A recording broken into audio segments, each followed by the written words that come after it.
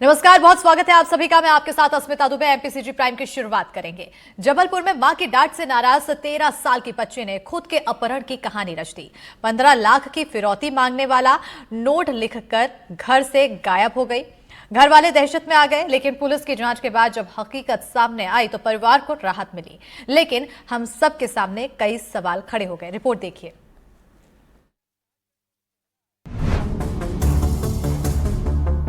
तुम लोगों की बच्ची मेरे पास है।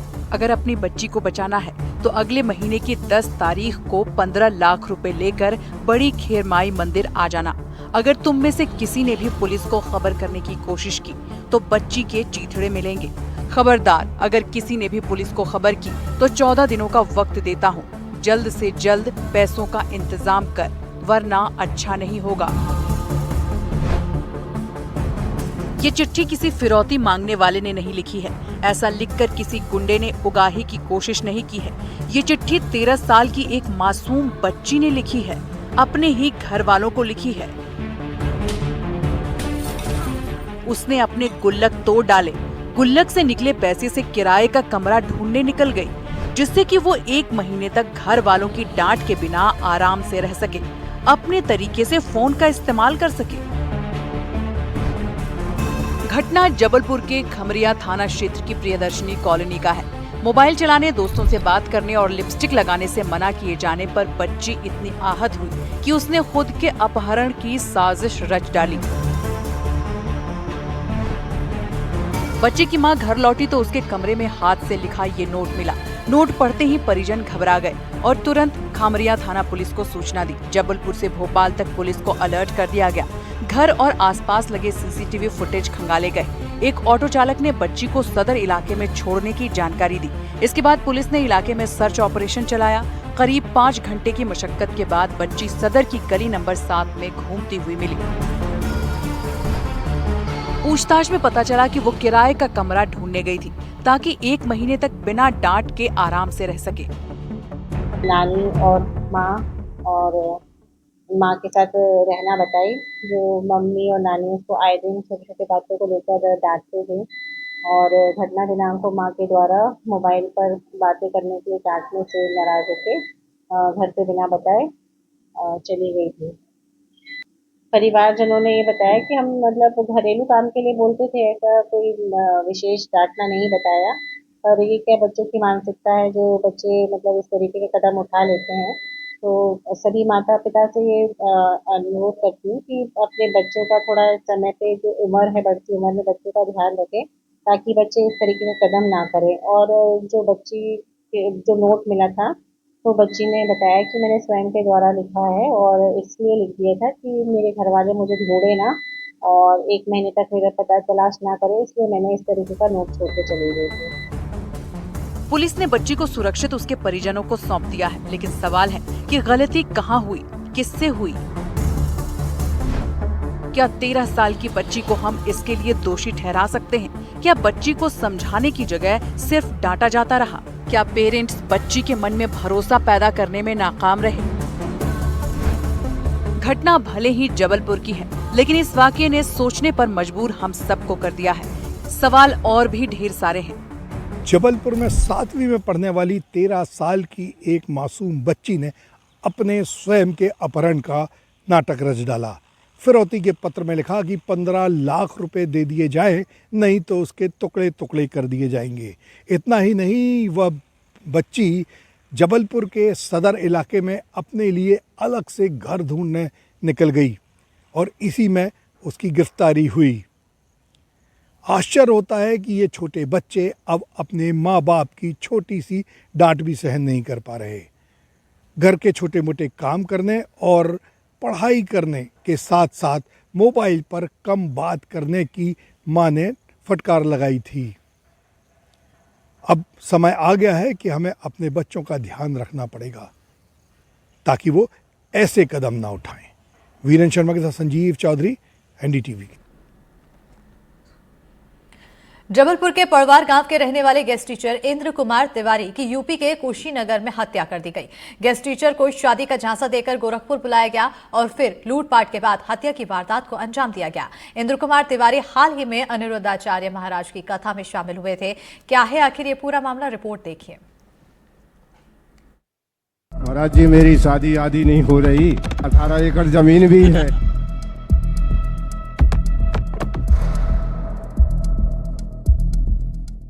तस्वीरों में दिख रहा ये शख्स अब इस दुनिया में नहीं है। जबलपुर के मझौली का रहने वाला ये शख्स पेशे से गेस्ट टीचर था। 45 साल के इस गेस्ट टीचर की समस्या थी कि इनकी शादी नहीं हो पा रही थी। शादी न होने की समस्या से परेशान गेस्ट टीचर इंद्र कुमार तिवारी कुछ दिन पहले अनिरुद्धाचार्य महाराज की कथा में शामिल हुए थे। महाराज जी, मेरी शादी आदि नहीं हो रही, 18 एकड़ जमीन भी है। पहले ये बताओ कि आपकी 18 एकड़ जमीन है, तो क्या लड़की वाले नहीं देख पा रहे हैं कि आपकी 18 एकड़ जमीन है? इस दौरान इंद्र कुमार ने महाराज से पूछा था कि मेरी शादी कब होगी। अब इंद्र कुमार तिवारी को क्या पता था कि उनका ये सवाल उनके लिए काल बन जाएगा। अब हम आपको एक बार वो वीडियो भी दिखा देते हैं जिसमें इंद्र कुमार तिवारी बाबा अनिरुद्धाचार्य से प्रश्न पूछ रहे हैं। महाराज जी, मेरी शादी आदि नहीं हो रही, 18 एकड़ जमीन भी है। पहले ये बताओ कि आपकी 18 एकड़ जमीन है, तो क्या लड़की वाले नहीं देख पा रहे हैं कि आपकी 18 एकड़ जमीन है? कितनी उम्र हो गई आपकी? मेरी हो गई 45 साल। तो 45 तो हो ही गई, अब क्या? तो आप साधु बन जाओ, अब क्या शादी करना शादी बुढ़ापे अब में? क्या, जमीन जगह है ना महाराज जी। साधु साधु बन जाओ, भजन करो। शादी तो जरूर करेंगे महाराज जी, तो आपसे बताएं, क्योंकि वंश हमको चलाना है। हमारी जजात का कोई मालिक ही नहीं रहेगा, वारिस तो तब क्या फिर मतलब? कर लो शादी। कहाँ अब हो रही आपकी है? दया हो जाए तो हो भी तो नहीं रही है शादी। लगती है, लोग बहका देते हैं सर, क्योंकि मेरे माता पिता कोई है नहीं। अच्छा, हाँ, चलो हम देख लें, बता देंगे। भाई देखो, ये लड़का 18 एकड़ वाला लड़का है, कोई हो लड़की तो बताओ। इंद्र कुमार का ये वीडियो सोशल मीडिया पर वायरल हो गया। वायरल वीडियो यूपी के एक दंपति तक पहुंचा। दंपति कौशल गौर और उनकी पत्नी खुशी उर्फ शाहिदा बानो ने इंद्र कुमार तिवारी के खिलाफ एक खौफनाक जाल बिछाया, जिसे हम इस ग्राफिक्स से समझने की कोशिश करते हैं। इंद्र कुमार को शादी का झांसा देकर यूपी के गोरखपुर बुलाया। 17 मई को कौशल ने खुद को खुशी का भाई बताकर इंद्र कुमार को फोन किया। खुशी का फोटो व्हाट्सएप पर भेजा और फोन पर खुशी से बात कराई। 26 मई को कौशल जबलपुर खुशी का रिश्ता लेकर पहुंचा। तय हुआ कि 5 जून को गोरखपुर में शादी होगी। इंद्र कुमार ने 1 एकड़ जमीन गिरवी रखकर 1.5 लाख रुपए जुटाए। गहने और नकदी के साथ 2 जून को इंद्र कुमार गोरखपुर रवाना हुए। होटल में इंद्र कुमार की नकली शादी भी कराई गई। इंद्र कुमार ने खुशी को जबलपुर चलने के लिए कहा तो वो टालने लगी। शक होने पर इंद्र कुमार ने खर्च किए गए पैसे और गहने वापस मांगे। इसी के बाद कुशीनगर ले जाकर इंद्र कुमार की हत्या कर दी गई। हालांकि आरोपी कौशल गौर और शाहिदा बानो अपनी खौफनाक साजिश की सफलता का जश्न मनाते इससे पहले यूपी पुलिस ने उन्हें गिरफ्तार कर लिया।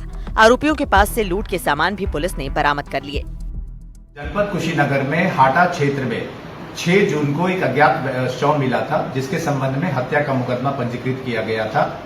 इस व्यक्ति की पहचान इंद्र तिवारी जबलपुर मध्य प्रदेश के रहने वाले के रूप में हो गई है। मध्य प्रदेश पुलिस से संपर्क करने पर ज्ञात हुआ कि इंद्र तिवारी 3 जून को जबलपुर से निकले थे कोई खुशी तिवारी नामक महिला से शादी करने के लिए, जो कि गोरखपुर की रहने वाली बताई गई थी। पुलिस ने इस पूरे केस को वर्कआउट कर लिया है। इसमें एक खुशी तिवारी नामक एक महिला जो है उसको पकड़ा गया है। इसकी असली आइडेंटिटी है साहिबा बानो और इसके पास खुशी तिवारी एवं साहिबा बानो नाम से भी आधार कार्ड है। और साथ ही साथ इसका एक अन्य साथी कौशल, जो कि इसका कथित प्रेमी और पति है, वो भी पकड़ा गया है। और एक ड्राइवर इनका है सैमुद्दीन, वो ही पकड़ा गया है। फिलहाल पुलिस जांच में सामने आया है कि आरोपी कौशल गौर और खुशी उर्फ शाहिदा बानो ने अपना गुनाह कबूल कर लिया है। पैसे के लालच में दोनों ने हत्या जैसे संगीन अपराध को अंजाम दिया, लेकिन उन्हें क्या पता कि जिस लालच में उन्होंने हत्या की वारदात को अंजाम दिया वो तो नहीं पूरा होगा। उल्टे अब आगे की जिंदगी दोनों को जेल की 4 दीवारी में बितानी पड़ेगी।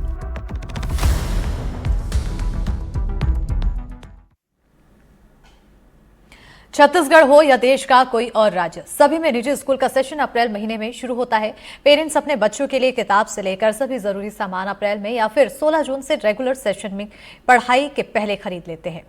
लेकिन रायपुर जिला शिक्षा अधिकारी ने 25 जून को एक आदेश जारी कर निजी स्कूल और पेरेंट्स की मुश्किलें बढ़ा दी है। हालांकि जिला शिक्षा अधिकारी के आदेश पर ही सवाल उठने लगे हैं। रिपोर्ट देखिए।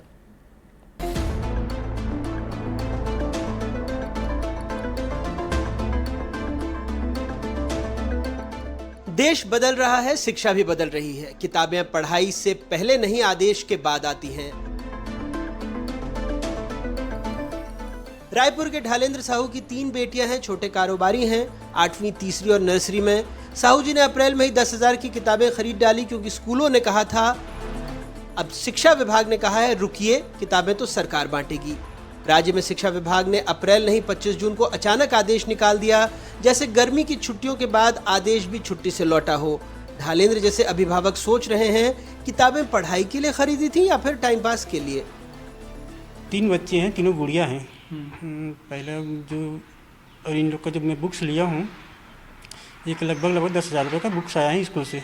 कौन जो बड़ी वाली गुड़िया है मेरी 8th क्लास में, और जो बीच वाली है वो थर्ड स्टैंडर्ड में, और जो छोटी वाली है वो LKG में। और इन लोग सब बुक आया हुआ है करीब 10,000 रुपये का, प्लस जो यूनिफॉर्म जो लगते हैं और शूज़ वो अलग से, जो हम लोग मार्केट से परचेज़ किए हैं। अच्छा, एक आदेश कर रहे हैं कि जो प्राइवेट स्कूल, जो प्राइवेट पब्लिकेशन की बुक चला रहे हैं, उसकी जगह पे SCERT चलाएं, तो अगर उसे लागू किया जाता है जबकि आप सब बुक खरीदें, तो कितनी मुश्किल आएगी? इसमें सर मुश्किल तो बहुत आएगी, क्योंकि अभी देखो, अभी अपना जून एंडिंग हो गया है, मतलब जुलाई का महीना है ना, और हम लोग को बच्चे लोग को स्कूल जो अप्रैल से चालू हुआ है, तो करीब जो 2 महीने का जो कोर्स हुआ है तो बहुत आगे बढ़ चुके हैं बच्चे भी, इसमें बहुत आगे बढ़ चुके हैं पढ़ाई में। अगर सिलेबस अगर चेंज होता है तो मेरे ख्याल से 70% तो प्रॉब्लम आएगी बच्चों को। पैसे की बर्बादी तो एक परेशानी है, बड़ी बात किताबें नहीं आई हैं, पर गाइडलाइन पहले आ गई। जैसे शादी का कार्ड पहले छप गया, बारात ही गायब है। 25 जून को शिक्षा विभाग ने 8 बिंदुओं वाला आदेश जारी किया, लेकिन निजी स्कूल इसका विरोध कर रहे हैं। जून से पूरे प्रदेश के स्कूल खुल गए हैं। आज लगभग 20 दिन 15 दिन होने के वाला है, लेकिन अभी तक किसी भी स्कूल को किताबें नहीं मिली। यहाँ तक कि सरकारी हिंदी मीडियम स्कूलों को भी किताबें पूरी नहीं मिली हैं। समय लगातार बीत रहा था, इसलिए हमने अपने स्कूलों से ये कहा कि आप प्राइवेट पब्लिशर की किताबें लगा लीजिए, जब ये किताबें आएंगी तब देखा जाएगा। हमने बीच में PDF की मांग की थी, वो भी हमें अभी तक नहीं मिली। अब इसमें स्थिति यह है कि पाठ्य पुस्तक निगम ने पहली से किताबें बांटने के लिए सूचना जारी कर दी है, लेकिन इस सूचना जो उपलब्ध है उसके हिसाब से किताबें अगर ये बांटेंगे तो किताबें अगले 20 जुलाई तक नहीं बढ़ पाएंगी। कांग्रेस का आरोप है शिक्षा विभाग और निजी स्कूलों की मिलीभगत है। फ्री की SCERT किताबें नहीं बटी ताकि प्राइवेट पब्लिशर्स की दुकान चले और कमाई की गाड़ी रफ्तार पकड़े। विपक्ष गरज रहा है तो सत्ता पक्ष भी बरसने को तैयार है। बीजेपी का कहना है फैसला छात्र हित में है, शिक्षा की गुणवत्ता के लिए है, यानी किताबें भले ना हो, नियत शुद्ध है।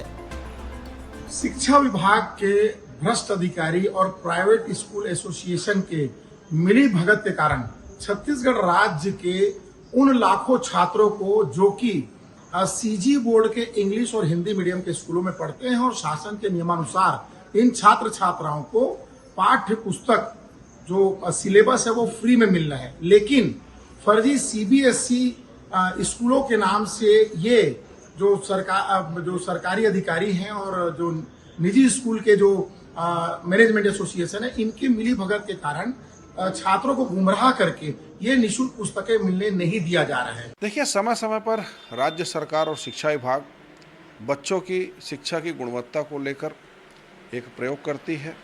अभी इसकी अनिवार्यता को लेकर कुछ भी कहना जल्दबाजी होगा।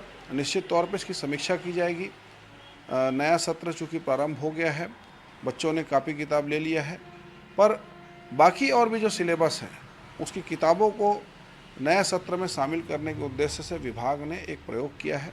सभी स्कूल इसकी जद में नहीं आते हैं और अगर देरी हुआ है, बच्चे अगर इसको सही तरीके से अडॉप्ट नहीं कर पाएंगे तो आने वाले समय में इसकी समीक्षा करके विभाग कुछ और नया सोचेगा। सवाल यह है, क्या यह आदेश बच्चों की पढ़ाई के लिए था या सिर्फ फाइलों की शोभा बढ़ाने के लिए? क्योंकि बच्चों की पढ़ाई गाइडलाइन से नहीं किताबों से होती है और माता पिता अप्रैल में किताब खरीदते हैं, न कि आदेश के इंतजार में जुलाई तक टकटकी लगाते हैं। 16 जून से नए सत्र की शुरुआत हो चुकी है और 25 जून को जिला शिक्षा अधिकारी द्वारा जो आदेश जारी किया गया, उस आदेश को लेकर कई सवाल खड़े हो रहे हैं। यहाँ तक बात हो रही है कि जिला शिक्षा अधिकारी ने जो आदेश जारी किया है वो सिर्फ औपचारिकता है और इसका पालन कराना मकसद ही नहीं है। रायपुर से कैमरा पर्सन प्रवीण साहू के साथ जुल्फिकार अली, एनडीटीवी। सीधी के सीएम राइज स्कूल की किताबों को कबाड़ में बेच दी गई और मामला सिमरिया का है। आरोप है कि स्कूल के टीचर कृष्ण चंद्र मिश्रा ने स्कूल की किताबों को कबाड़ी को बेच दिया, जिससे बच्चों का भविष्य संवरना था उसे भंगार वाले को दे दिया। क्या आखिर पूरा मामला है, रिपोर्ट देखिए।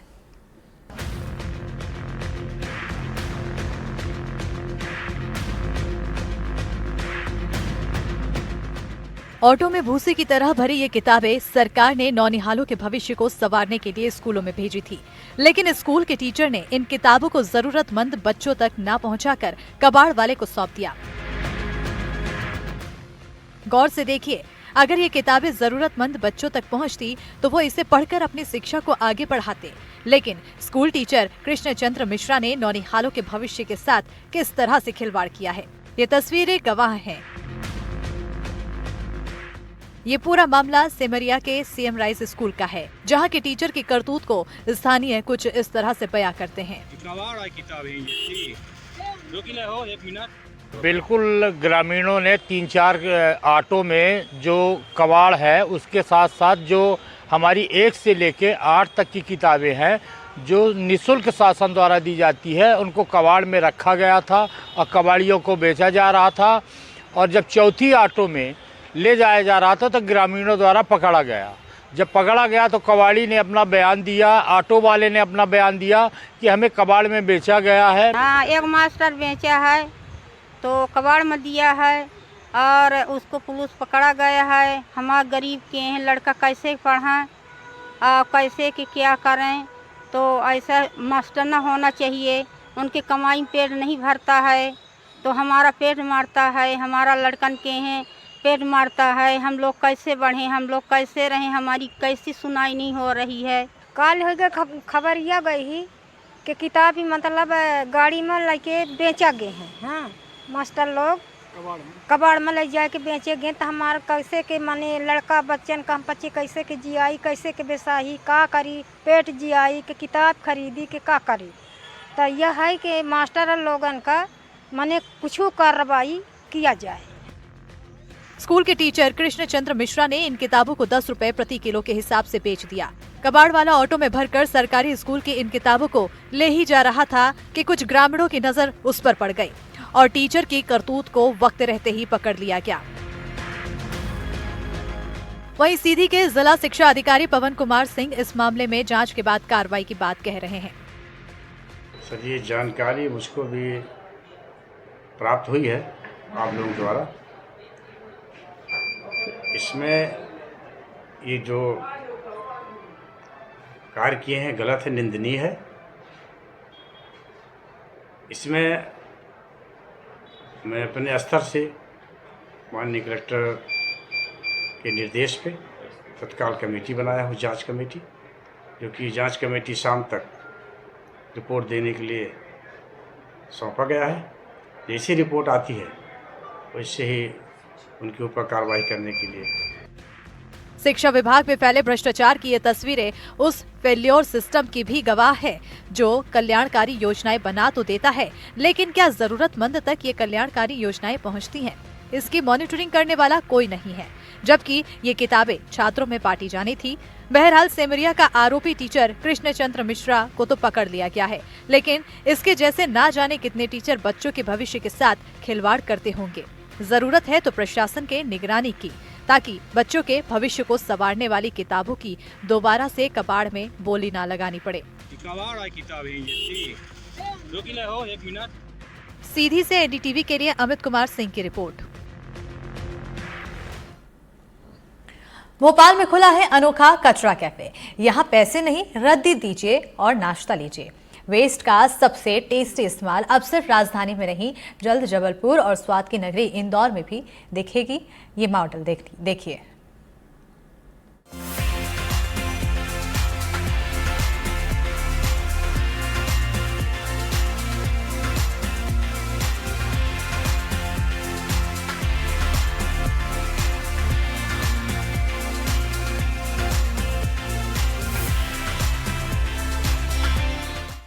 भोपाल में शुरू हुआ है देश का पहला ऐसा कैफे जहां आपका बजट नहीं बल्कि कबाड़ बोलेगा।